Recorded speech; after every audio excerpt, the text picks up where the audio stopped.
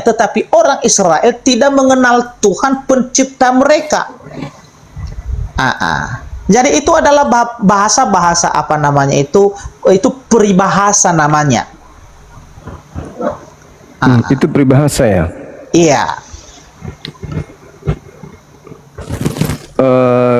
Terus kalau dikatakan peribahasa, Bang, kita lihat 2 Petrus itu sangat sadis loh sebenarnya itu bahasa tuh. Karena kalau kita membaca dalil sebelumnya data 20, itu kenapa Kristen diseibaratkan babi dan anjing, Bang?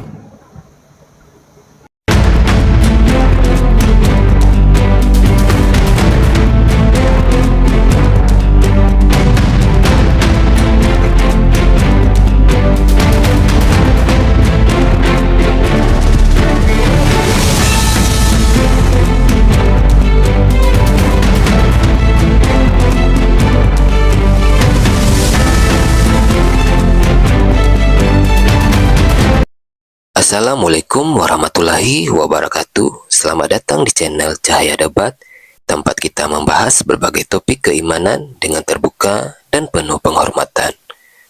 Pada video kali ini kita akan menyaksikan debat antara apologet Islam dan Kristen yang akan mengupas berbagai pertanyaan penting seputar keyakinan, sejarah, dan kebenaran.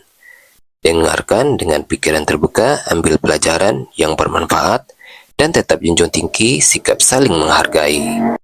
Mari kita tonton diskusi dan debatnya sekarang. Tidak mungkin Tuhan bagi orang waras. Jadi dia berucap, tolong tunjukkan di mana satu ayat saja di dalam Bible bukti bahwa Yesus bukan Tuhan. Jawaban saya, semua data yang kau sebut ayat dari A sampai Z ucapan Yesus itu ucapan manusia, bukan ucapan Tuhan. Kuclu. Yesus datang nih, Yesus datang. Ya kan ya?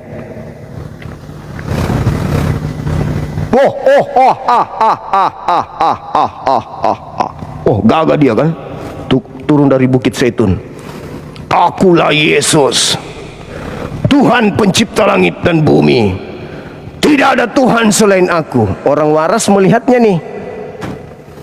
Tapi kamu manusia. Oh, aku sedang mempraktikkan firman Tuhan. Kirain lu yang Tuhan. Hampir juga lu. Bukan, aku ini hanya penyampai firman. Apapun yang aku katakan itu adalah ucapan saya sebagai penyampai firman.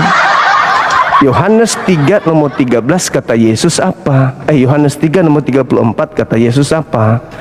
Siapapun yang diserahi tugas untuk menyampaikan firman, maka Roh Elohim akan penuh terhadap dirinya. Siapapun yang diberi tugas untuk menyampaikan firman, maka Roh Tuhan kepadanya tak terhingga. Yesus datang, ulang lagi. Naik keledai.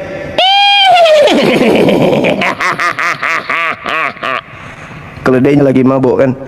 Turunlah dia. Kalian siapa? Orang Farisi. Lu siapa? Orang Saduki. Lu siapa? Ahli Torah. Lu siapa? Lu kenal gue enggak? Kenal bang. Lu siapa? Gue Tuhan. Lu mau apa lu? Serius lu Tuhan? Gue penyampai firman Tuhan. Lu potongan gue. Aku manusia, cok. Berarti aku bukan Tuhan. Sudah sekian lama kau bersama dengan aku, kau masih minta tunjukkan Tuhan itu. Ada-ada aja kau ini. Tuhan itu bukan manusia, cok. Dan bukan anak manusia. Lu lihat gue berkata, akulah Tuhan, tidak ada Tuhan selain gue. Gue lagi sedang menyampaikan firman Tuhan, bokir. Gue bukan Tuhan. Gue nggak makan lapar, gue tau nggak lo?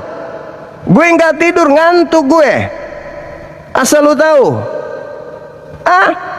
Jadi aku berkata sesuai dengan apa yang difirmankan Tuhan kepadaku. Hanya orang gila yang tadi itu yang mengatakan Yesus itu adalah sesuai dengan keinginannya. Turun dia dari gunung kan,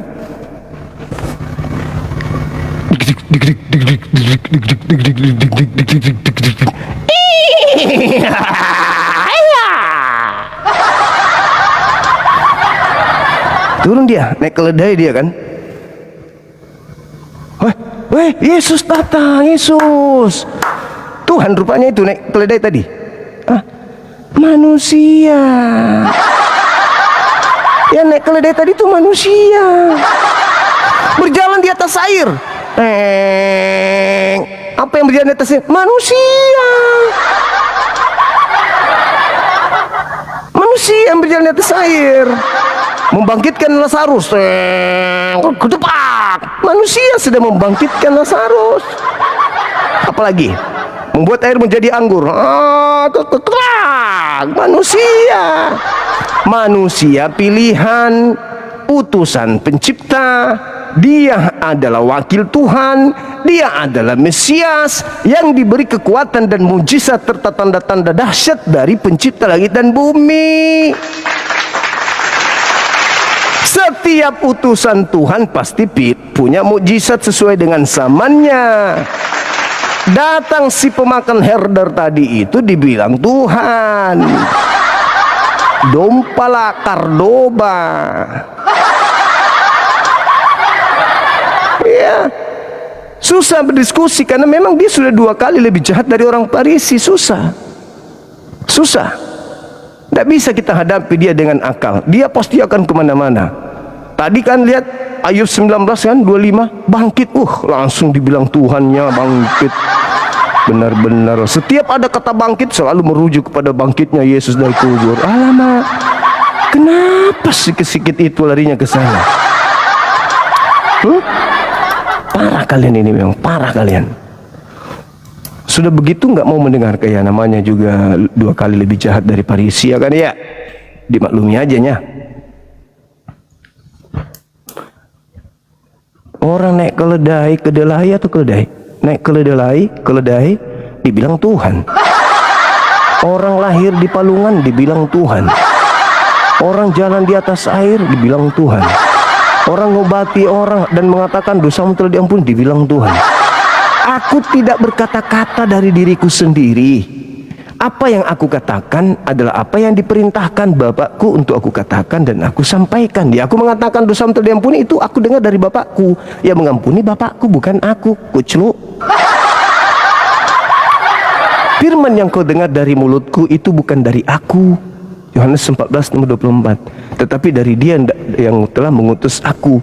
Ketika aku mengatakan dosamu telah diampuni, utangmu lunas, cicilanmu lunas, kreditmu lunas, aku tidak berkata-kata dari diriku. Firman yang kau dengar, ucapan yang kau dengarkan itu dari Bapa. Kucluk. Udah dibilang. Tapi muka herder tadi itu mana mau terima. Karena 2 kali lebih jahat dari orang Farisi. Tidak mau terima dia. Oh, keledai ya? Oh ya, sorry. Kupikir kedelai. Yesus naik kedelai. Salah ya, keledai ya. Oke. Memang nggak bisa. Ini apa yang dipertahankan apa? Ngotot pada kebodohan. Ngotot pada kesalahan. Yang penting ya saya harus menang. Apa pula diskusi harus menang-menangan? Aku bantahlah kau ya, pastilah aku bantah. Aku menyajikan kebenaran. Kau menyajikan kesesatan, pasti ku bantah. Tadi dari awal kita minta di mana Elohim menginginkan orang benar mati untuk menyelamatkan orang berdosa. Tak ada dalil. Sampai dia saya turunkan, tak ada dalil. Gak ada. Kehendak Bapa. Saya bawa lagi ke mana? Saya kurung dia di Matius 16 nomor 23. Enggak ada lagi. dia mulai baca dari data nomor 21, padahal itu adalah pernyataan pengarang Matius.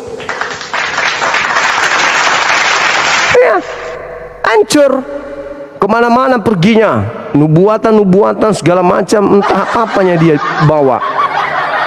Orang Yahudi lebih tahu Mesias itu kayak mana.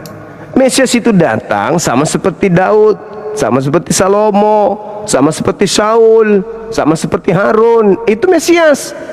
Ini Mesias kok kayak gitu modelnya. Kan aneh dia punya konsep Bapak yang tadi itu.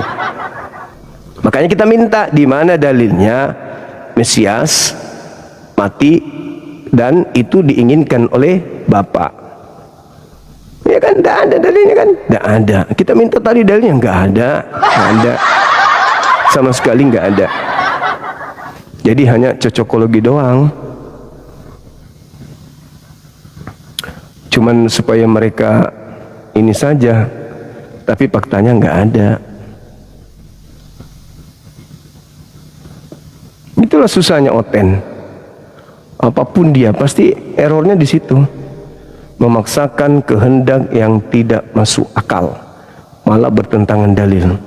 Mana bukti dia Tuhan? Itu Markus 2. Loh, firman yang kau dengar dari aku bukan dari aku, tetapi dari Bapa yang telah mengutus aku. Nah loh, apa masih kurang? Silakan teman-teman Oten, ajukan permintaan jika kalian punya kapasitas untuk berdialog. Boleh ngeyel, boleh ngeyel kayak pastor tadi, boleh. Tapi kalau saya sudah capek menghadapi ke ngeyelannya, aku turunkan, izin ya. Karena kalau kayak tadi Bapak itu udah, dia sebenarnya datang itu untuk menutupi malunya. Malu dia karena sudah terlanjur ngancam, menantang dan seterusnya, dan pasti dia akan berpikir, aduh mana bisa aku undang Bang Suma, nggak mungkin. Segala aspek kemampuan dia nggak ada untuk mengundang saya, nggak ada, nggak mungkin itu. Makanya dia datang untuk mensucikan untuk mencuci lagi nama baiknya supaya tidak dipermalukan. Maka dia naik bermanis-manis.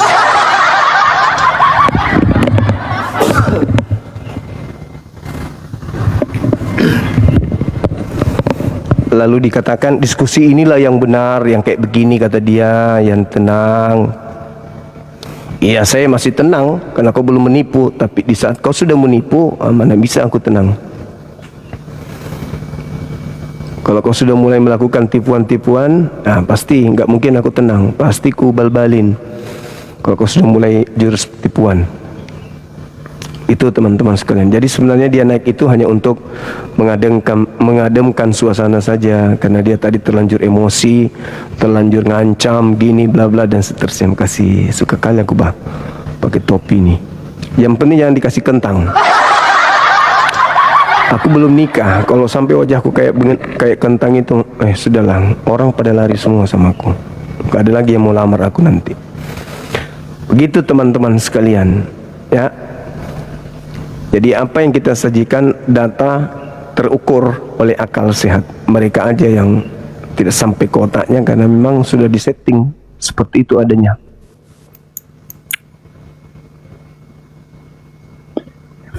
Halo, selamat siang. Halo. Selamat siang. Siang juga. Dari Kristen Bang.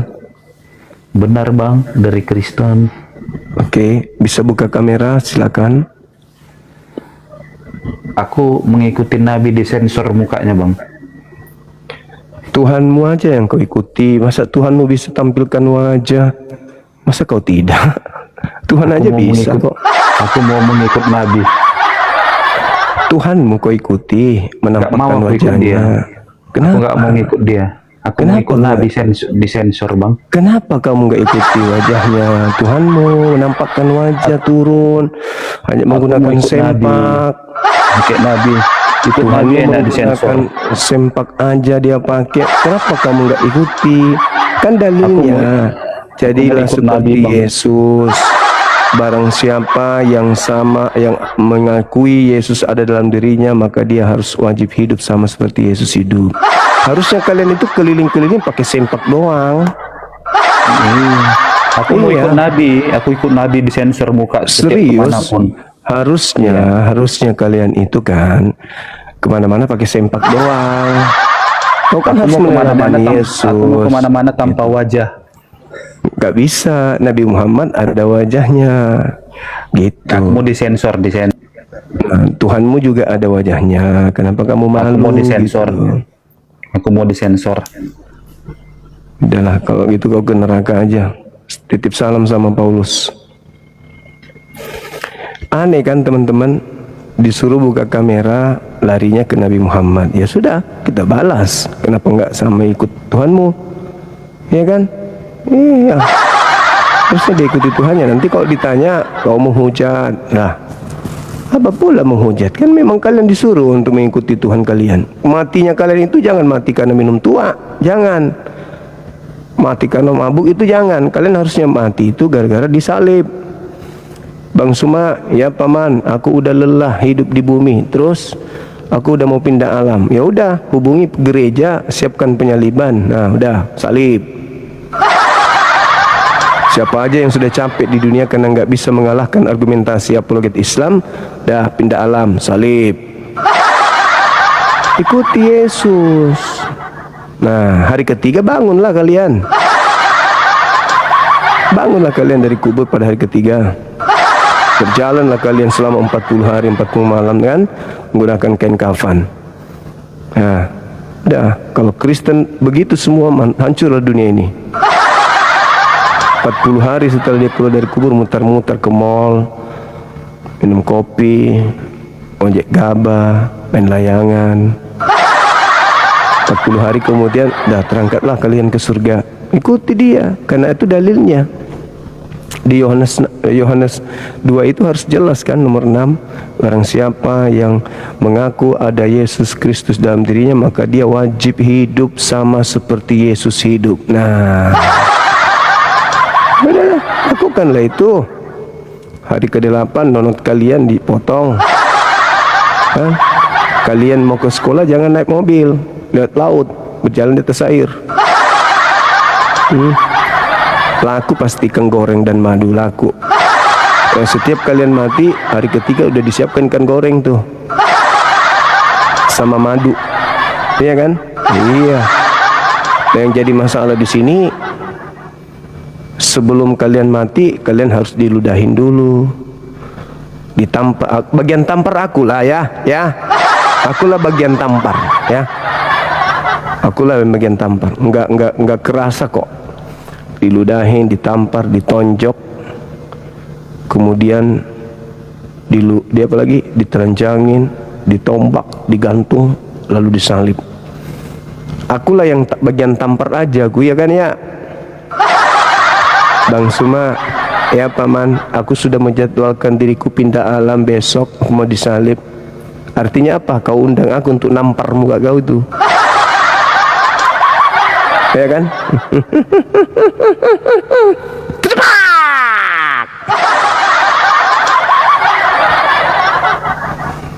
Kan harus sama seperti Yesus katanya.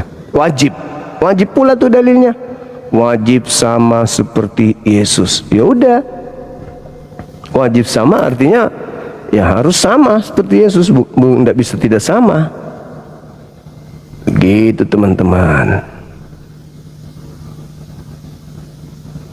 Apa ini?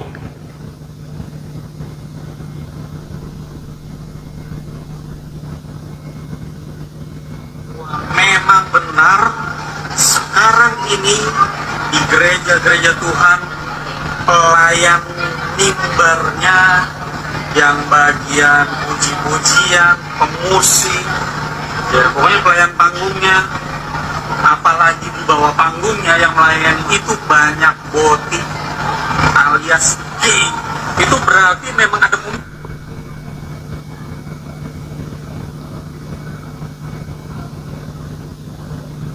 Bluetooth connected.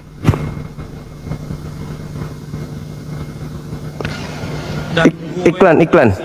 dengan mata kepala sendiri bahwa memang benar sekarang ini di gereja-gereja Tuhan pelayan mimbarnya yang bagian puji-pujian, pemusik, ya pokoknya pelayan panggungnya, apalagi di bawah panggungnya yang melayani itu banyak boti alias gay. Itu berarti memang ada komunitasnya di situ dan mereka melayani. Berarti gereja bukan lagi menjadi komunitas yang tepat untuk orang bertobat, keluar dari dosa dan bertumbuh secara rohani. Kalau nantinya anakmu, ya misalnya laki-laki, ya atau yang perempuan juga sih, mau bertumbuh secara sehat, moral, attitude kekristenannya, berarti harus jauh-jauh dari organisasi gereja. Memang gereja butuh jemaat. Jadinya yang gitu-gitu bisa dijual kali untuk mendatangkan lebih banyak jemaat. Kalau punya anak lah mendingan nggak usah dibawa ke gereja biar bertumbuh. Ke masjid. Didik aja sendiri. Ngaco. Lawan saya tadi diskusi tuh yang terakhir. Wow. Bluetooth disconnected. Wow. Makasih Dinda, makasih videonya. Wow. Dari buahnya kau dapat mengenal mereka. Wow.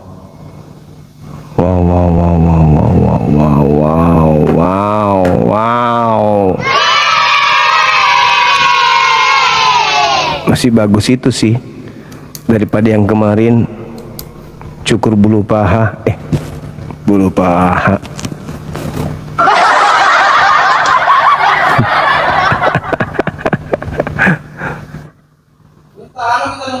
Halo, selamat sore menjelang malam. Ya, saya mau nanya boleh? Buka kameranya. Silakan. Ya, apakah Tuhan maha buruk? Kalau Tuhan tidak maha buruk, mengapa ada penindasan, kekurangan, dan hidup saya kekurangan? Silakan, Anda dari sekte mana? Saya masih belum. Saya pengen mencari keyakinan. Keyakinan. KTP-nya apa? Islam. KTP-nya Islam. Yakin? Ya, yakin. Coba syahadat.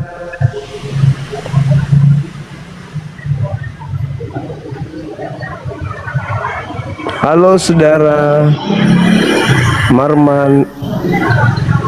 Halo bang. Halo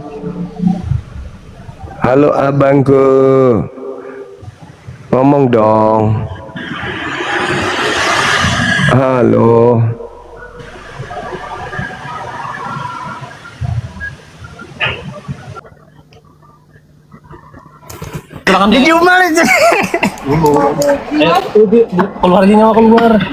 Halo, semangat sore.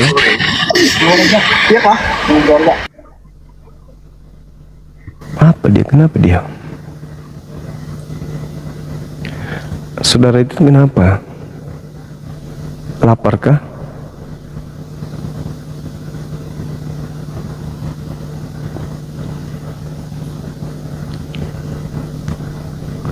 Teman-teman, silakan ajukan permintaan. Saya belum ada undangan, silakan. Ayo naik, rekan-rekan sekalian. Gak usah malu-malu. Naik aja di sini.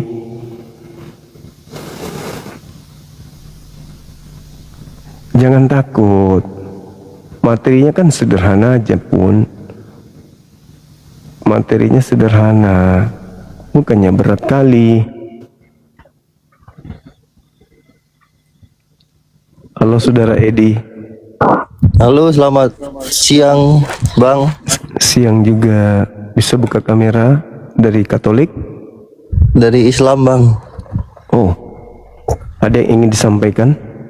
Mau nanya si Kristo semalam sehat nggak, Bang? Menurut informasi, setelah dia selesai live itu, ayam tetangga pada bermatian.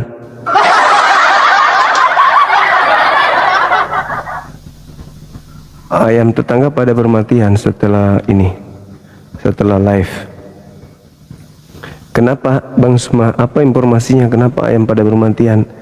Katanya Pak RT, setelah diselidiki, ayamnya itu pada matian karena kehabisan oksigen karena tertawa.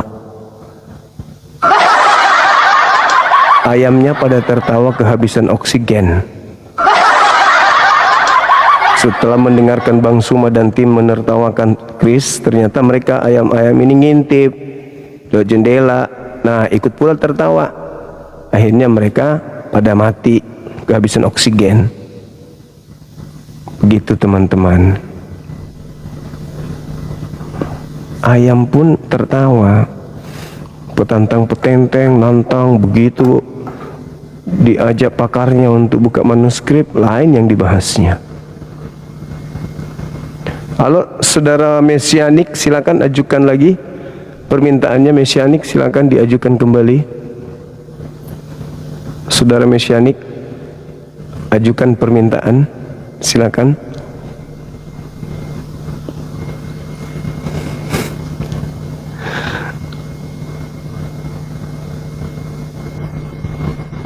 Apa ini? Nanang. Bang Nanang, selamat malam.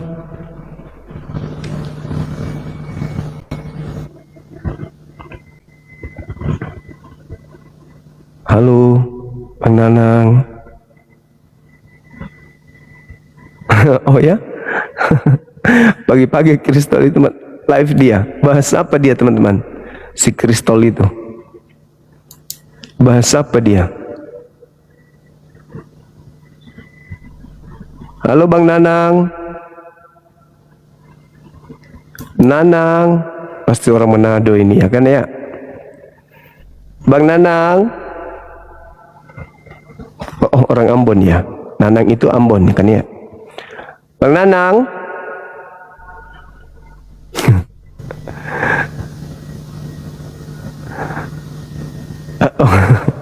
Apa katanya si Kristol? Kata Kristol apa di komalnya dia?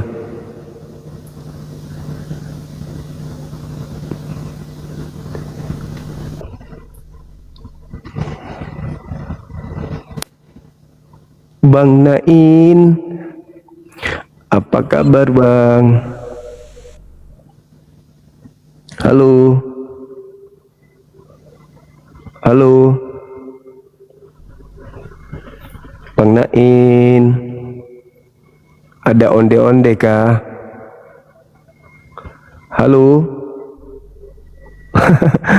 Judulnya aku dipermalukan di Komal Bang Suma gitu. Bang Naim, ada onde-onde kah?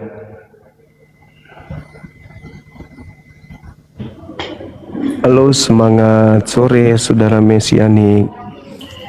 Ya, halo, selamat sore Bang Zuma. Sore juga, silakan buka kameranya. Emangnya kalau buka kamera itu mempengaruhi ya? Iya, biar lebih akrab aja sih sebenarnya. Oh, kan kita yang mau bahas kan isi kepala Anda dengan isi kepala saya. Tapi sebaiknya ikuti aturan kita di sini, buka kamera gitu Bang.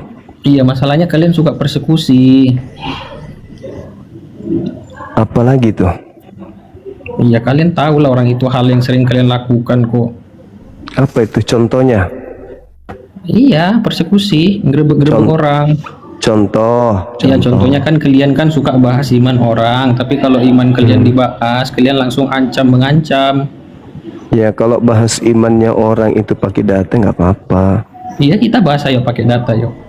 Ya, buka Masalahnya kamera. Anda pun bahas pakai data. Anda kayak terakhir saya diskusi sama Anda bilang apa tuh terakhir Anda bilang di kitab apa, Matius atau Markus itu? Anda bilang bahwasannya Yesus itu adalah iblis. kemudian Anda lari ke Yudas. Padahal di ayat itu tidak ada membahas iblis dan Yudas. Oke. Andai saja Anda bisa buka kamera, saya akan buktikan bahwa Yesus mengatakan, waspadalah kepada penyesat Planos yang datang kepadamu memakai namaku dan berkata, akulah Kristus. Sayangnya Anda nggak berani. Penyesat itu iblis. Iblisnya datang memakai nama Yesus bergelar Kristus. Iya, di Masa mana nggak ngerti? ayatnya? Matius 24 nomor 4 nomor 5. Buka kamera Di kalau situ, mau belajar. di situ sama tidak aku. ada, di situ tidak ada disebut iblis, Apa? tidak ada di situ disebut Penyesat iblis. itu apa? Kalau penyesat itu apa? Penyesat itu orang yang menyesatkan. Nah, yang mempengaruhinya apa sampai dia menyesatkan? Ya pasti iblis. Ya udah, selesai, tamat kau kan. Ya udah, kamu dibawa cuci kloset, rajin-rajin cuci kloset gereja, biar ilmumu bisa ada sedikit terupdate. Kau jawab kan? Yang menyesatkan adalah iblis. Nah, iblis datang menyesatkan memakai nama siapa? Kau jawab sendiri tadi kan? Tinggal buka kamera saja, biar kita buktikan kalau yang kalian sembah itu adalah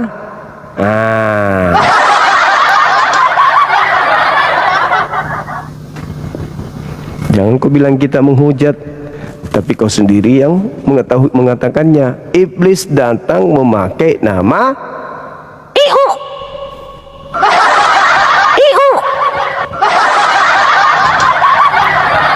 Iblisnya datang memakai nama untuk menyesatkan banyak orang kan? Nah, siapa banyak orang yang menjadi pengikut iblis dalam nama Yesus?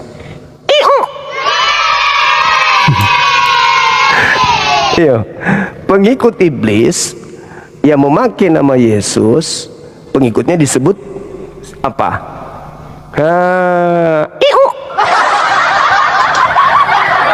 Ayo, jawablah itu sendiri. Pengikut iblis yang memakai nama Yesus disebut apa singkatannya?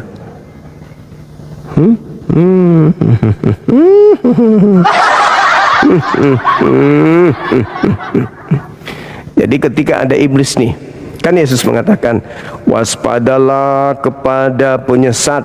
Tadi kan Anda sudah jawab, yang menyesatkan itu orang. Nah, orang yang menyesatkan ini pengaruh siapa? Iblis. Nah, berarti waspadalah kepada penyesat yang dipengaruhi iblis dalam namaku datang kepadamu. Nah, ketika dia datang ke Indonesia, orang-orang yang dipengaruhi iblis memakai nama siapa? Ketika dia datang ke Indonesia, mereka mengaku sebagai pengikut siapa? Mereka mengaku sebagai pengikut Yesus. Siapa itu? Islam atau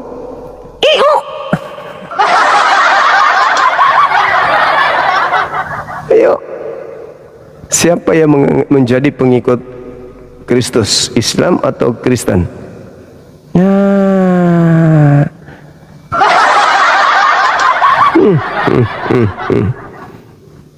Mantap sekali kan? Nggak bisa kalian lari. Mau lari kemanapun tetap akan terciduk. Terciduk kalian itu. Mau sampai kapanpun kalian mengatakan kami adalah pengikut Tuhan, nggak mungkin. Yesus sendiri yang mengatakan, waspadalah kepada penyesat Planos yang datang kepadamu memakai namaku dan berkata akulah Kristus. Artinya orang datang itu akan menyanjung aku bahwa aku ini Kristus. Tidak sama seperti orang Yahudi menolak aku sebagai Kristus. Tapi penyesat ini kalau dia datang, dia akan memakai namaku dan berkata aku itu Kristus. Sahabatku Bang Indra, Masya Allah, barakallahu fiik. Jadi pengikut daripada iblis itu ketika memakai nama Yesus akan mengaku dengan gelar apa? Ada yang tahu? Ketik di bawah. Pengikut iblis yang memakai nama Yesus menurut Yesus digelari apa? Silakan diketik di bawah biar semuanya tahu dan semuanya bisa jelas terang benderang. Gelarnya Kalinyeng. gelarnya Kalinyeng. Itu teman-teman. Jadi kebenaran terungkap, mereka hanya terlanjur Kalinyeng aja. Kalau kita sudah menjelaskan data per data, mereka akan menangis Bombay. Iya, orang-orang Kalinyeng ini akan menangis Bombay. Makanya mereka meninggalkan kitab mereka, tidak mendalaminya, tidak menghafalkan. Lantas apa kata? Kami bukan umat hafalan. Bukan karena bukan umat hafalan. Kalian takut dengan kitab kalian sendiri, karena kitab kalian itu musuh kalian. Kapan kalian mendalaminya, maka kalian akan keluar dari keyakinan ayat yang itu.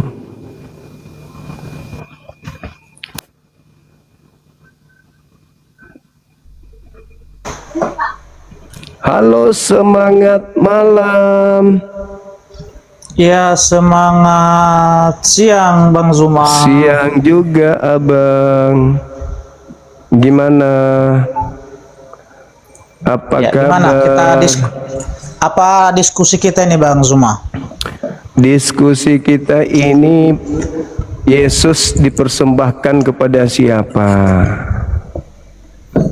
Udah bosan ini Bang Zuma, udah 3 kali kesini masa gitu. Belum ada yang bisa jawab, Cari tema lain lah, jangan itu terus. Oke, kalau begitu penyesatnya datang dalam nama siapa? Penyesatnya datang dalam nama Nabi Muhammad atau datang dalam nama Yesus? Penyesatnya? Iya. Sabar dulu Bang Zuma, sabar dulu ya, biar saya lap ini udah, aduh, sabar dulu ya. Iya. Dinda Dio monitor.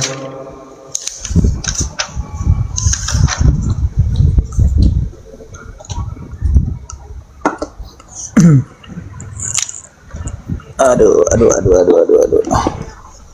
Mana ini?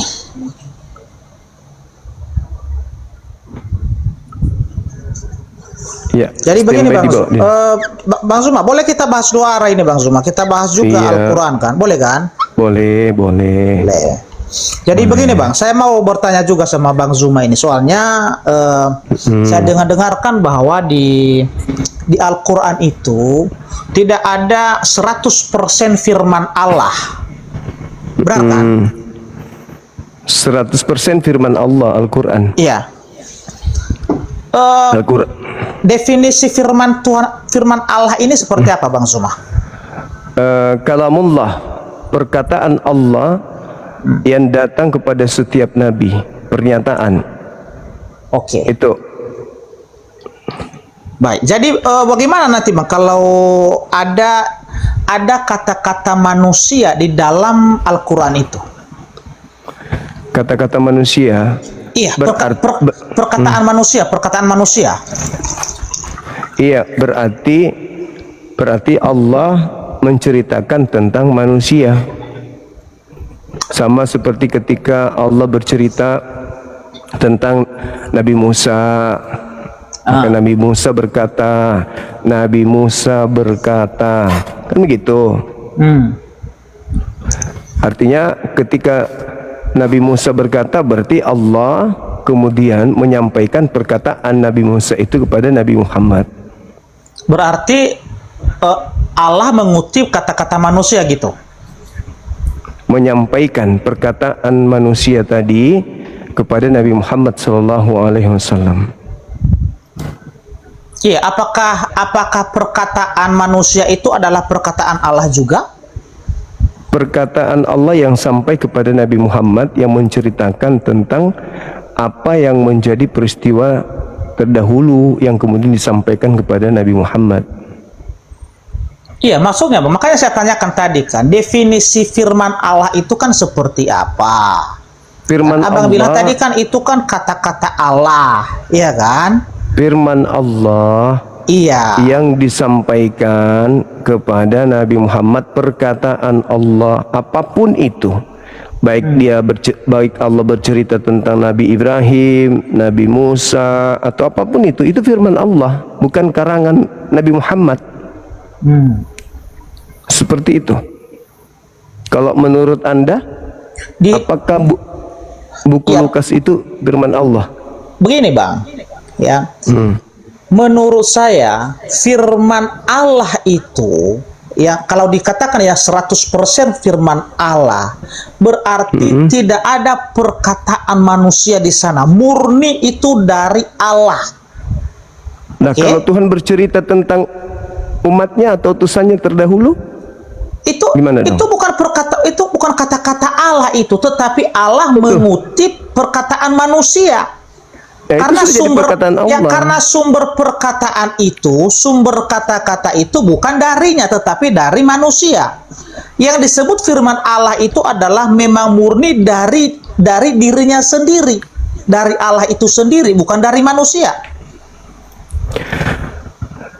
Terkait dengan Nabi Muhammad SAW, apapun yang diterima dari Allah itu firman Allah. Baik dia bercerita tentang kisah, sejarah, hukum-hukum, itu semua firman Allah. Karena berasal dari Allah. Penyampaian berasal dari Allah yang membahas tentang sejarah atau hukum-hukum baru di dalam kehidupan umat Islam. Contoh di dalam Al-Quran diterangkan, Bismillahirrahmanirrahim, wa min qablihi kitabu Musa imama wa rahma.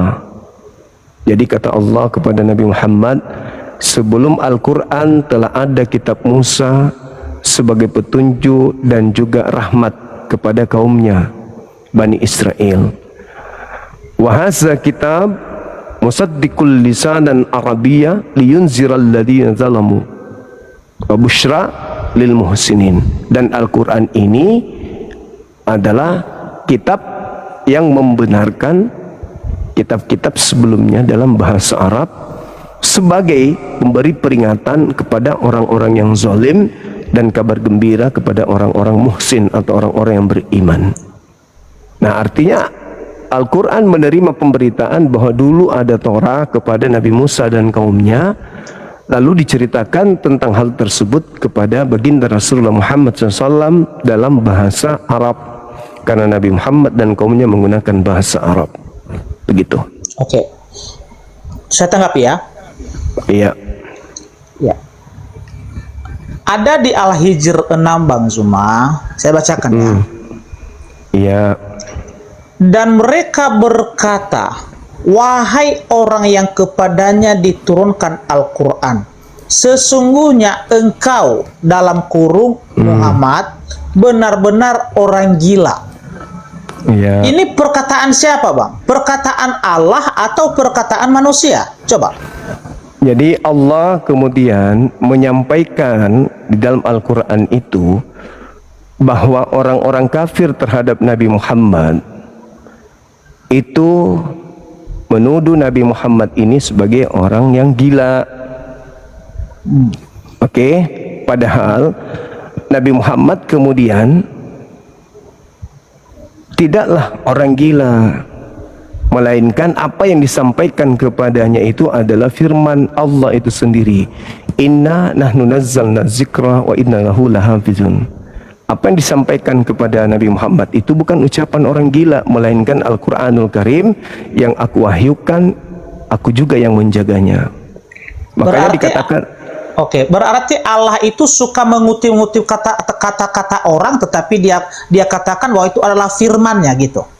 Untuk meneguhkan hukum yang datang kepada Nabi Muhammad. Makanya yang ingin disampaikan oleh Allah di sana, itu kan cerita yang ada pada masa itu. Nabi Muhammad dituduh sebagai orang gila karena luar biasanya firman yang ia bawa yang tidak biasanya. Penyair Arab pun tak sanggup kemudian menyampaikan. Lalu Allah meneguhkan, inna nahnu nazzalna dzikra wa inna lahu lahafizun, kata Allah. Jadi Allah juga menyampaikan kepada orang-orang kafir pada masa itu, walaqad arsalna min qablika fis syi'il awwalin. Sebelum Nabi Muhammad itu, kata Allah, aku telah mengutus beberapa rasul kepada umat-umat terdahulu, Nabi Musa, Abraham, Daud, Salomo. Jadi ketika dia dituduh Nabi gila, Allah membela dia. Dengan ucapan-ucapan Allah, bahwa Al-Quran yang disampaikan oleh Nabi Muhammad itu bukan ucapan orang gila, melainkan apa yang disampaikannya itu adalah firman dari Allah. Itu yang diterangkan di dalam Al-Quranul Karim. Begini Bang ya, kalau pandangan saya ya, kalau disebutkan ya bahwa firman Allah itu 100% adalah perkataan Allah, ya sudah jelas di situ bahwa sumbernya itu adalah dari Allah itu sendiri, bukan dari sumber yang lain. Sedangkan yang kita bacakan di Al-Hijr 6 ini, sumbernya itu bukan dari Allah tetapi dari orang lain. Karena kita tahu di situ Allah hanya mengulangi kata-kata itu, kan begitu kan? Allah hanya mengulangi, menyampaikan ya perkataan-perkataan orang-orang yang menuduh Nabi itu adalah orang gila. Betul kan? Lalu sekarang kenapa diklaim itu adalah firman Allah, padahal sumbernya bukan dari Allah, tetapi dari perkataan orang lain yang benci kepada Nabi Muhammad. Iya, kan udah aku bilang tadi bahwa apa yang terlontar dari lisan Nabi Muhammad itu semua dari Allah. Oke. Itu kan? Jadi itu adalah wahyu Allah. Makanya dikatakan dalam Al-Quran, madallah sahibukum wa ma gawa wa ma yantiku anil hawa in huwa illa wahyu yuha. Apa yang datang kepada Nabi Muhammad itu berdasarkan kemudian firman Allah, bukan dari hawa nafsunya. Allah yang menceritakan tentang ucapan orang kafir ini kepada dirinya, Allah yang menyampaikan juga. Lalu kemudian Allah melakukan pembelaan. Al-Quran yang aku wahyukan kepada nabiku itu adalah dariku, dan aku pula yang menjaga Al-Quran itu. Oke, Kalau udah bilang tadi Bang. saya tanggapi ya. Ya, silakan. Jadi berarti karena ini disebut adalah firman Allah, berarti ini benar-benar perkataan Allah ya, bahwa mengatakan Nabi Muhammad itu adalah orang gila gitu. Karena ini kan sudah diklaim menjadi firman Allah. Iya kan? Yang diceritakan di sana orang-orang kafir menuduh Nabi Muhammad gila. Itu kejadian yang ada pada masa itu.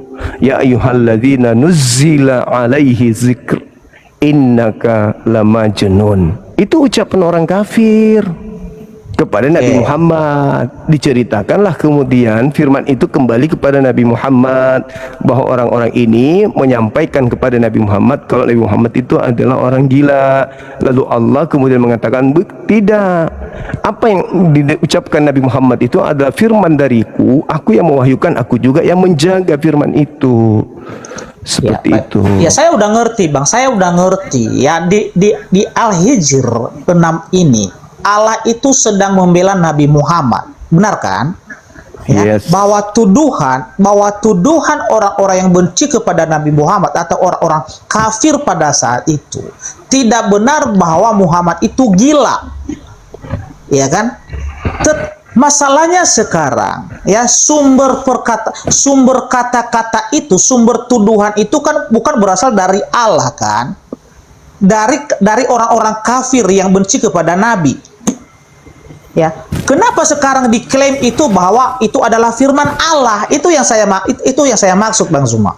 Karena ucapan itu berasal dari Allah. Allah yang mengatakan itu. Apa yang ingin Allah sampaikan kepada Nabi Muhammad? Allah mengatakan kepada Nabi Muhammad, wa ma yantihim mir rasulin illa kanu bihi yastahzi'un. Maksudnya, dikuatkanlah Nabi Muhammad itu dengan mengatakan, mereka orang-orang kafir setiap kali datang kepada mereka utusan pasti diolok-olok. Nabi Abraham diolok, Nabi Musa diolok, semua nabi-nabi diolok-olok, termasuk Yesus. Jadi kamu gak usah heran kalau ada yang mengolok kamu seperti orang gila. Kamu gak usah heran, karena sebelum kamu pun semua utusanku diolok-olok sama orang-orang kafir. Itu maksudnya. Oke. Baik Bang, jadi begini, saya tidak memaksakan Abang itu, cuman saja ya, saya itu menanyakan sumber tuduhan itu, sumber kata-kata kan dari mana ya. Jadi itu yang membuat saya bertanya-tanya, ya kenapa itu diklaim menjadi firman Allah, padahal sumber tuduhan itu, kata-kata itu kan bukan dari Allah, tetapi dari orang-orang yang menuduh Muhammad.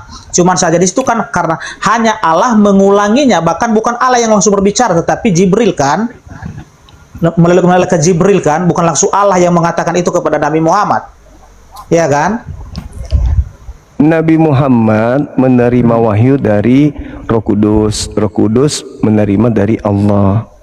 Oke. Allah menyaksikan segala sesuatunya, apa yang terjadi di antara makhluk atau di antara manusia. Nah, kalau poin ini kita ingin perkuat, ada yang terjadi di dalam kitab saudara, misalnya di 2 Petrus 2 nomor 22. Boleh baca ya, Anda buka? bentar Bang. Iya. 2 Petrus pasal 2 ayat 22. Iya. Oke. Iya, silakan Bang. Saya bacakan ya. Situ silakan. Bagi mereka cocok apa yang dikatakan peribahasa yang benar ini. Anjing kembali lagi ke muntahnya, dan babi yang mandi kembali lagi ke kubangannya. Itu menurut Anda murni peribahasa yang masuk ke dalam kitab saudara? Kenapa dikatakan peribahasa, Bang? Itu kan tertulis di Amsal ini, sudah ada di Amsal. Ya, di Amsal. Ya, itu Salomo sendiri yang menuliskan itu. Tetapi Petrus di sini ya hanya mengulangi perkataan itu, karena orang-orang yang mengulang-ulangi kesalahannya itu ya artinya dikasih perumpamaan atau peribahasa bahwa orang-orang seperti itu seperti anjing dan seperti babi. Makanya itu dijadikan peribahasa. Jadi itu peribahasa, bukan firman Tuhan kah itu, Bang? Ya boleh dikatakan firman Tuhan, karena kenapa? Karena itu kan teguran. Itu kan teguran bagi orang-orang yang jahat, yang mengulang-ulangi kesalahannya. Iya. Tapi kenapa dikatakan peribahasa? Karena di situ sudah disebutkan nama-nama binatang di situ kan. Apakah manusia itu benar-benar binatang? Tidak, tetapi sifatnya itu seperti sifat binatang, gitu loh. Iya, maksud saya peribahasa, apakah itu firman Tuhan atau gimana? Peribahasa atau gimana? Iya, firman Tuhan. Tetapi kenapa dikatakan peribahasa? Karena itu diumpamakan dengan binatang. Artinya manusia-manusia itu yang mengulang-ulangi kesalahannya itu diumpamakan dengan binatang. Makanya disebut adalah peribahasa. Tetapi kalau makna yang sesungguhnya adalah firman Tuhan. Itu kan untuk mempermalukan orang-orang jahat ini kan. Ya, cara Tuhan mempermalukan orang-orang jahat. Makanya dia umpamakan seperti babi dan anjing. Kan ada juga di kitab Yesaya itu kan. Kitab Yesaya pasal 50 berapa itu ya? Kitab Yesaya pasal 50 berapa itu ya? Yesaya, sabar dulu, saya cari dulu ya. Itu keledai, kerbau ya, keledai.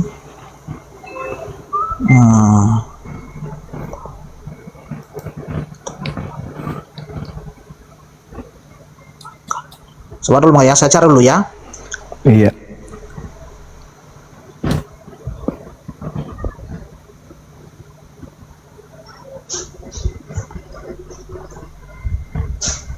Iya, Yesaya 1 ayat 3, Bang. Di situ ada. Iya. Yesaya pasal 1 ayat yang ketiga. Saya bacakan ya. Boleh. Yesaya pasal 1 ayat yang ketiga. Ya. dari ayat 2 kita baca ya. Dengarlah hai langit dan perhatikanlah hai bumi, sebab Tuhan berfirman, Aku membesarkan anak-anak dan mengasuhnya, tetapi mereka memberontak terhadap Aku. Lembu mengenal pemiliknya, tetapi Israel tidak. Keledai mengenal palungan yang disediakan tuannya, tetapi umatku tidak memahaminya. Celakalah bangsa yang berdosa, kau yang syarat dengan kesalahan, keturunan yang jahat-jahat, anak-anak yang berlaku buruk. Jadi di sini ya, umat Israel itu atau orang Israel itu ya diumpamakan dengan keledai, bahkan lebih rendah daripada keledai, karena keledai itu mengenal palungannya yang diberikan oleh tuannya, tetapi orang Israel tidak mengenal Tuhan pencipta mereka. Jadi itu adalah bahasa-bahasa apa namanya itu peribahasa namanya. Itu peribahasa ya. Iya. Terus kalau dikatakan peribahasa, Bang, kita lihat 2 Petrus itu sangat sadis loh sebenarnya itu bahasa tuh. Karena kalau kita membaca dalil sebelumnya data 20, itu kenapa Kristen diseibaratkan babi dan anjing, Bang? Iya, bukan kepada orang Kristen yang percaya ini ya. Karena ada terbagi dua orang Kristen itu, Bang. Ada terbagi dua. Ada orang Kristen yang menamakan dirinya pengikut Yesus, tetapi sesungguhnya perbuatan mereka jahat. Itulah Kristen palsu itu. Sama seperti ketika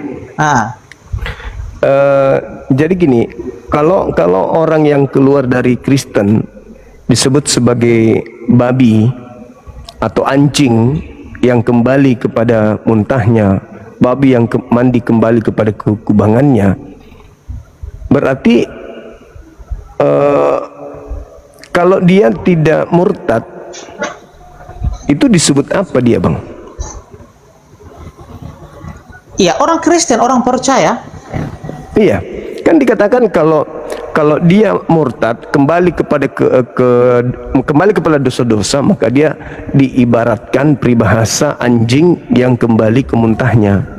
Iya. Perbuatannya itu, sifatnya perbuatannya itu sama dengan perbuatan binatang yang adalah anjing dan babi.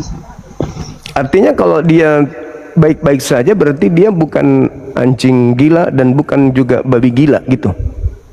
Iya kan, iyalah namanya orang percaya itu, yaitu adalah orang-orang yang memang sudah dipenuhi dengan Roh Kudus, tahu membedakan mana yang baik dan mana yang jahat. Ya, tahu dia bagaimana cara melakukan apa yang Tuhan kehendaki.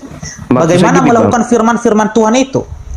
Maksudnya gini, kalau dia melakukan kejahatan disebut anjing yang makan muntah, babi yang kembali ke kubangan. Nah, kalau dia tidak melakukan kejahatan, berarti dia anjing baik-baik, babi baik-baik aja gitu. Oh, enggak lah. Coba baca nomor 20-nya, Bang. Ya, 20, kenapa? 21. Iya, sabar dulu, Mas Umar. Ya, kenapa dia diibaratkan, diumpamakan seperti anjing dan babi tadi? Ya, perbuatannya itu loh. Ya, perbuatannya itu. Iya. Ya. Jadi kalau dia baik-baik saja, berarti dia adalah maaf, sesuai dengan pengertian peribahasa itu, berarti dia adalah anjing yang baik, dia adalah babi yang sopan.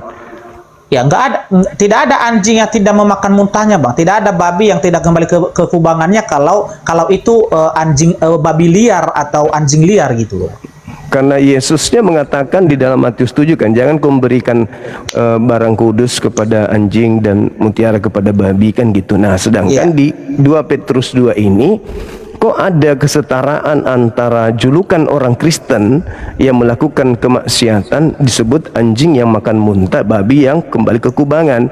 Berarti kalau Kristen yang baik-baik saja itu berarti anjing yang baik, babi yang baik. Enggak. Orang percaya itu tidak pernah disebut sebagai anjing, sebagai babi, tetapi orang percaya itu disebut adalah anak domba, ya, domba-dombanya Yesus. Ya, orang-orang percaya Kalau Ya. domba itu kan identik Bani Israel, Bang. Ini yang dimaksud Yesus, jangan ku berikan mutiara ke anjing, jangan memberikan barang kudus ke babi, kan gitu Ya. maksudnya. Sebab Jadi- dia akan menginjak-injaknya. Nah, di 2 Iya. Petrus 2 ini dikatakan bahwa ketika ada orang Kristen melakukan dosa disebut anjing yang kembali ke muntahnya. Terus babi yang kembali ke kubangan. Berarti kalau dia baik-baik saja, apakah boleh dikatakan kembali kepada apa yang disampaikan Yesus, jangan kuberikan mutiara, jangan kuberi barang kudus kepada anjing dan babi. Apakah begitu maksudnya, bahwa yang dimaksud Yesus ini di luar Yahudi adalah anjing dan babi itu? Enggak, bukan itu maksudnya, Bang. Oke.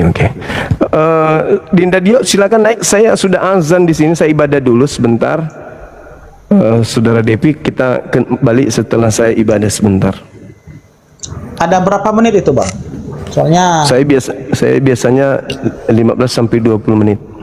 oke, jadi saya mau ke kamar mandi juga, nggak apa-apa. Saya ke Oke. kamar mandi. Saya tutup kamera dulu ya. Boleh.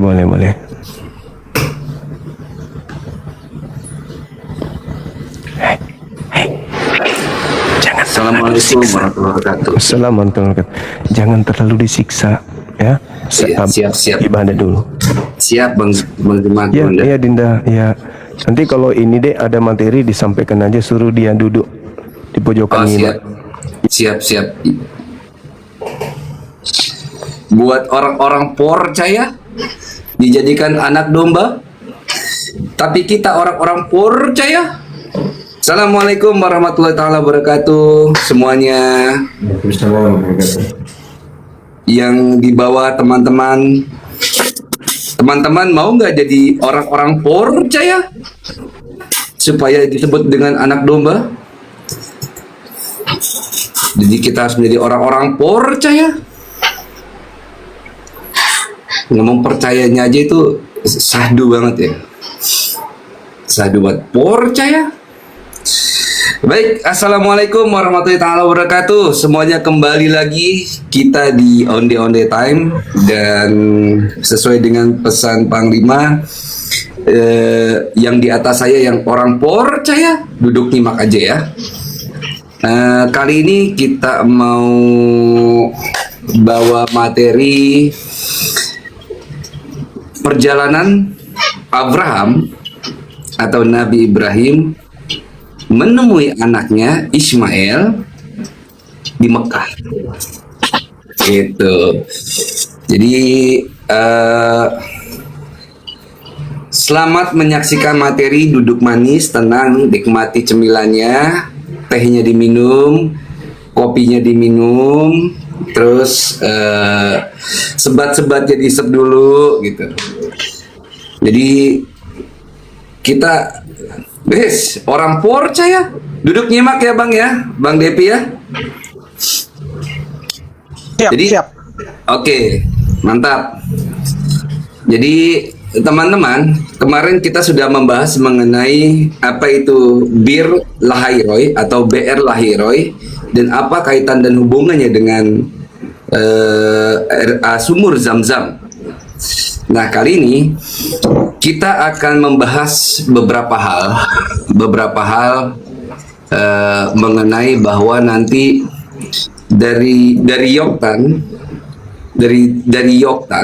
itu ke bawahnya itu akan menempati wilayah dataran dari Mekah sampai Madinah.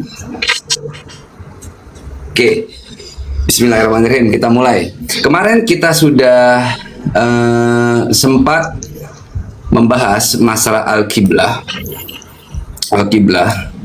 Jadi sebentar, saya Ini mengajar ini Bang atau mau diskusi Bang Krios? pemaparan materi aja. Nanti kalau abang mau diskusi, abang kan orang percaya kan, sama Ya Panglima kita. kalau kalian mau mengajar, saya turun, saya nggak apa-apa karena lanjut aja pengajarannya, nggak apa-apa, saya turun gitu. Ya udah, abang mau turun, mau nggak apa-apa. Close cam, mute, atau abang mau turun terserah. Tapi close cam, mute aja, dengerin aja, gitu. Maunya gimana? Mau turun? Katanya tadi mau diskusi, kok jadi mengajar sekarang, gimana sih? Ini lagi pemaparan materi, ada sesinya memang. Bang Zumanya lagi sholat dulu, diisi sama teman-teman untuk mengisi materi. Nanti kalau kamu mau diskusi sama Bang Zuma, paham? Oh, berarti ini nggak mau diskusi gitu. Iya, ini lagi pemaparan materi ya. Oke. Oh, ya ya. Oke, di mute, close cam, dengerin ya. Mau nyaksin juga nggak apa-apa. Oke, supaya menjadi orang percaya. Oke, siap. Kemarin kita bahas mengenai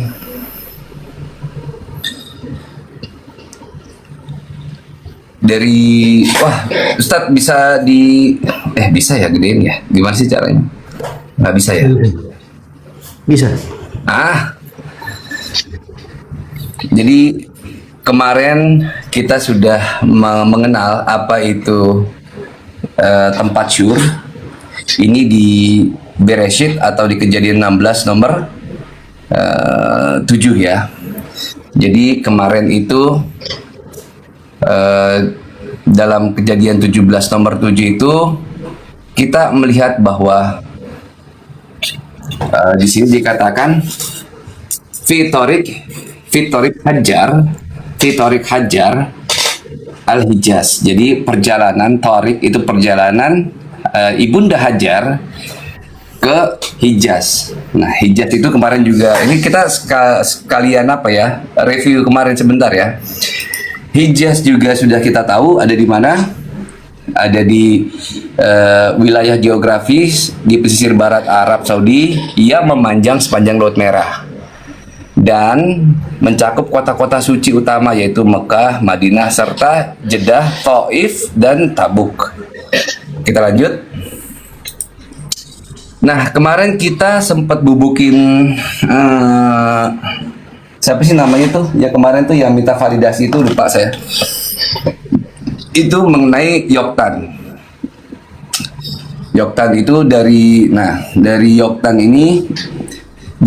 ini nanti silsilah Rasulullah SAW atau Nabi Muhammad itu akan turun. Nah, sekarang kita lihat.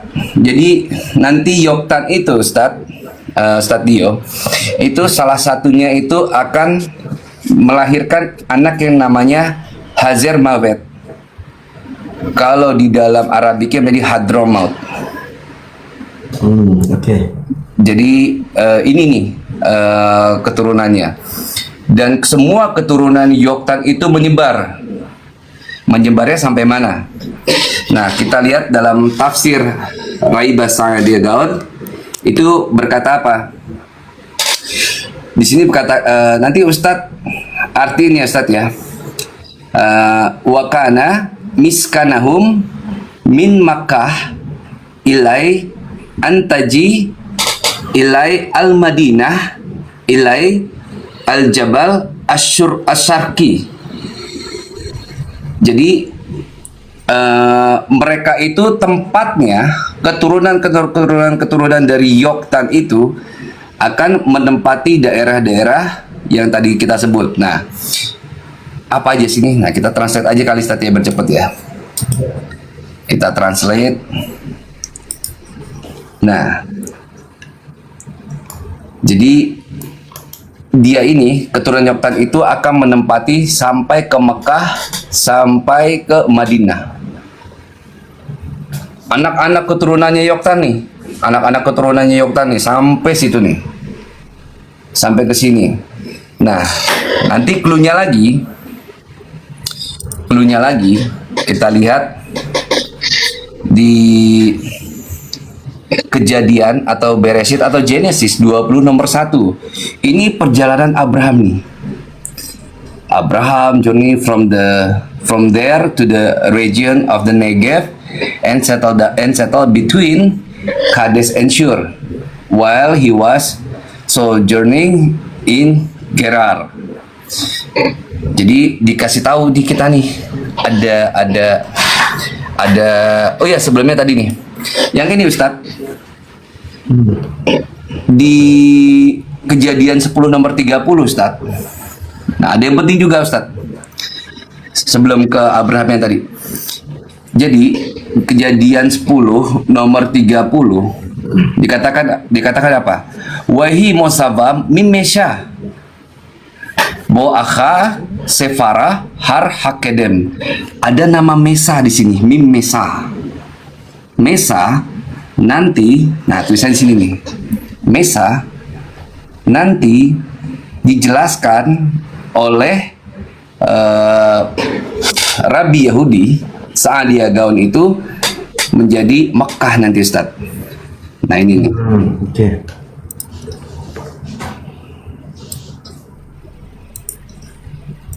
Ini nih, Mekah, min Mekah.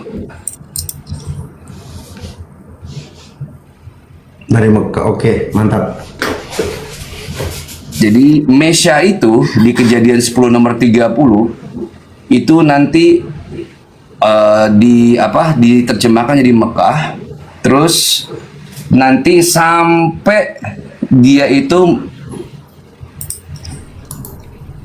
kita translate lagi sampai ke sini nih, sampai ke Madinah.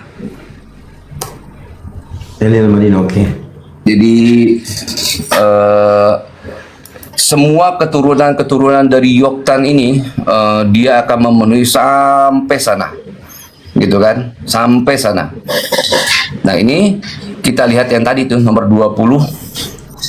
Di sini katakan, jadi Abraham itu berjalan, dia itu sampai ke Negev.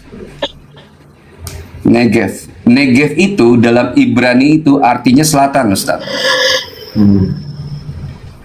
Jadi sayangnya ini tuh diartikan atau tidak diartikan selatan, tapi dijadikan misalnya namanya Ustadz Dio jalan ke utara, gitu kan. Nah sayangnya dalam hal ini, penjelasan ini, kalau teman-teman dari Kristen kan terima terjemahan jadi ya, hanya paham Negev doang. Nah makna dari Negev itu ke arah selatan, sebenarnya Negev itu. Makanya para rabi itu menjelaskan apa? Summa rohala min summa Abraham ilai baladil al-kiblah, ke balad al-kiblah. Jadi nanti Ustadz keluarin ini, Ustadz, bahwa Rasulullah SAW itu sering menengadahkan mukanya atau pandangannya itu ke Mekah, gitu, Ustadz, yang berharap perpindahan kiblah, gitu, Ustadz. Siap. Jadi mereka pun di dalam ayat Quran itu kan, mereka juga sesungguhnya mereka tuh sudah mengetahui, gitu kan. Makanya Negev itu diartikan al-kiblah. Nah, syaratnya al-kiblah itu, syaratnya Ustaz ya, al-kiblah itu yang kemarin Ustaz. Yang pertama ada Ka'bah, yang kedua ada Be'er Lahairoy atau sumur Zam-Zam. Abraham ke sana. Oke. Nah, misalnya ada yang mengartikan, oh ini ada nih Negev nih. Ada Negev nih. Jadi ada Negev nih, disebut Al-Naqab dalam bahasa Arab adalah daerah gurun yang mencakup sekitar 55% dari luas wilayah Israel saat ini. Terletak di bagian selatan. Maksudnya dari Palestina ini ke selatannya. Oke. Kalau mereka bilang seperti itu, wilayah Negev ini yang dimaksud bukannya Mekah, ya syaratnya itu ada dua. Yang pertama harus ada Ka'bahnya sesuai dengan penjelasan Rabi yang kemarin. Yang kedua harus ada sumur Be'er Lahairoy atau sumur Zam-Zam, gitu. Nah, kita lihat sekarang. Karena saya juga mau berangkat, Ustaz, jadi agak materinya agak padat. Dari thetorah.com,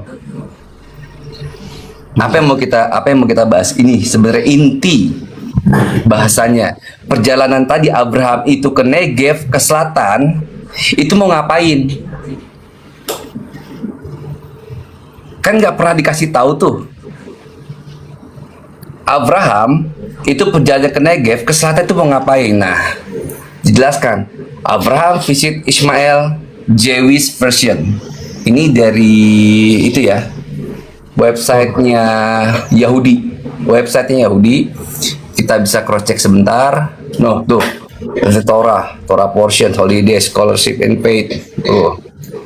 Terus, namanya tuh nggak ada namanya tuh kita lihat tuh, Profesor Jonathan Jacob. Ini nggak mungkin anaknya yang punya pondok, Ustaz.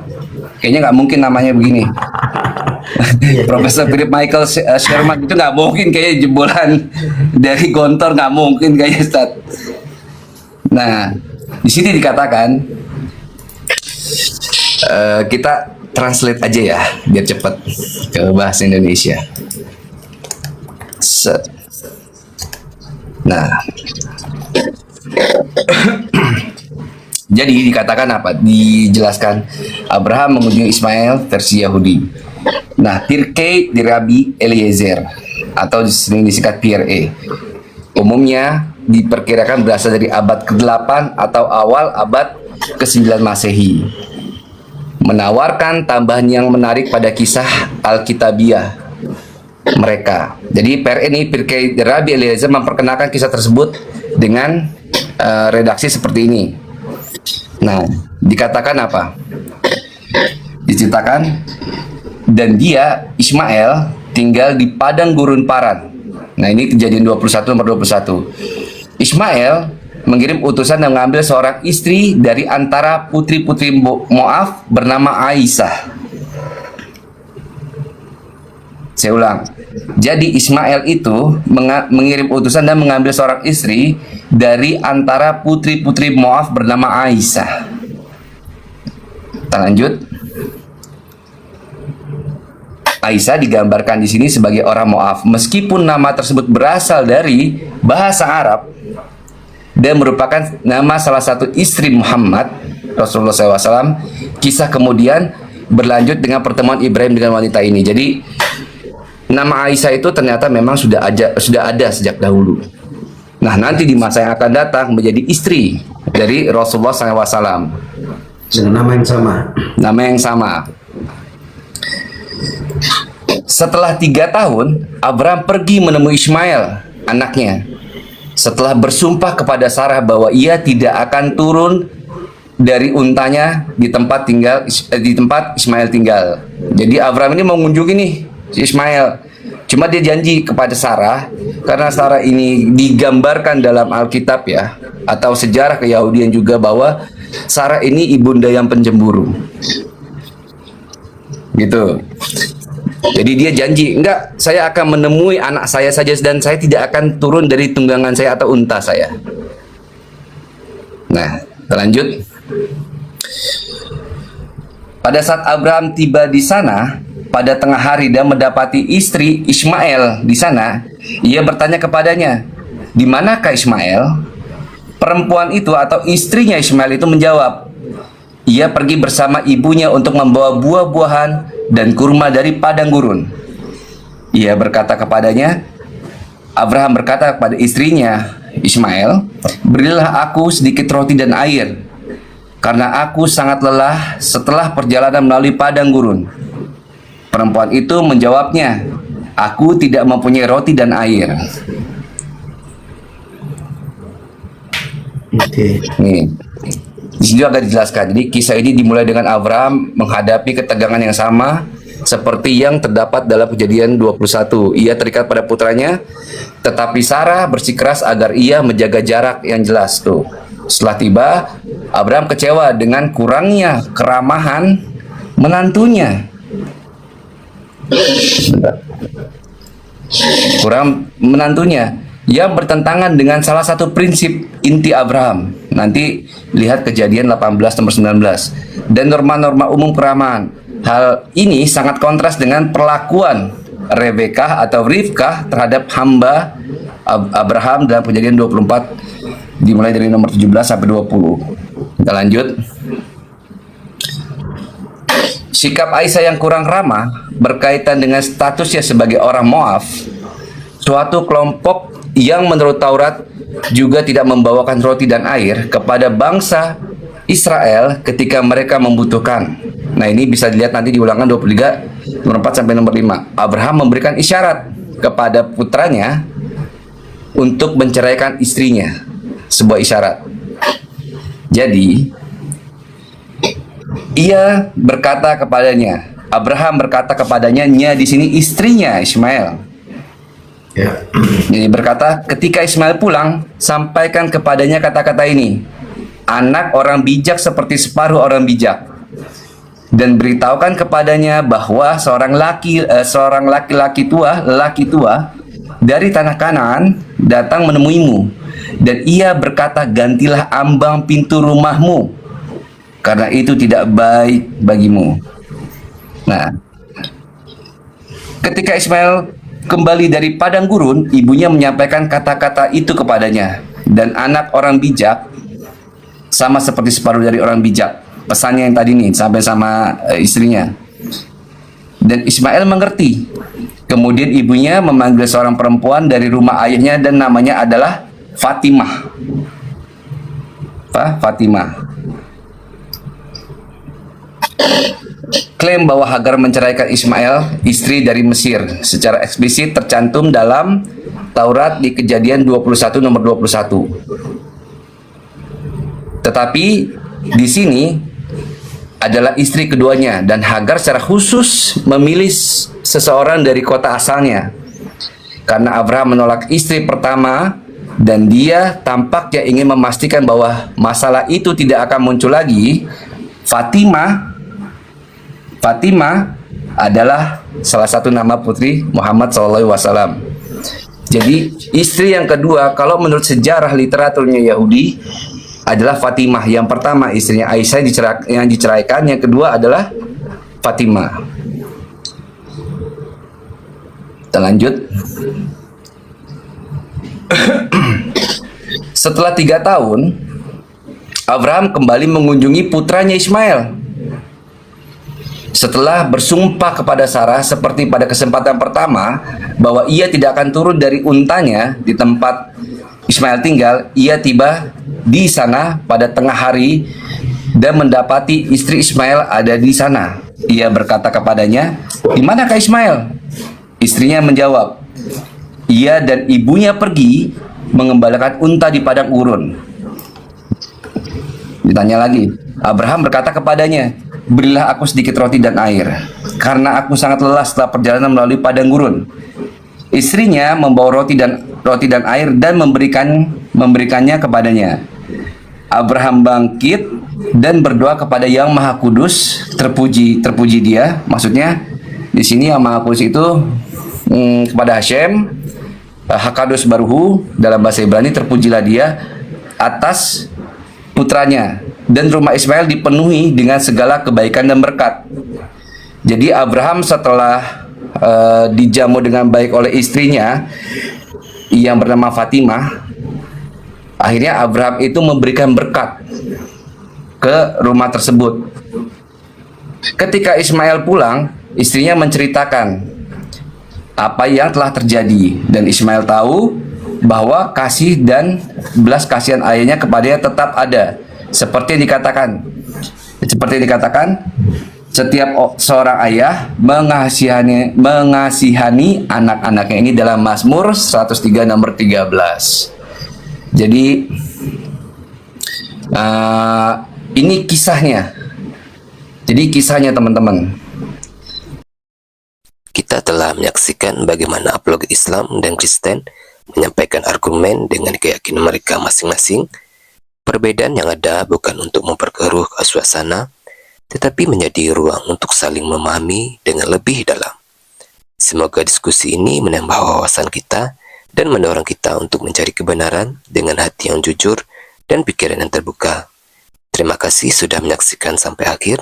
Jangan lupa like, share, dan subscribe agar channel ini terus berkembang dan menghadirkan diskusi apologet Islam yang bermanfaat. Sampai ketemu lagi dan nantikan video-video diskusi dan debat apologet Islam selanjutnya. Assalamualaikum warahmatullahi wabarakatuh.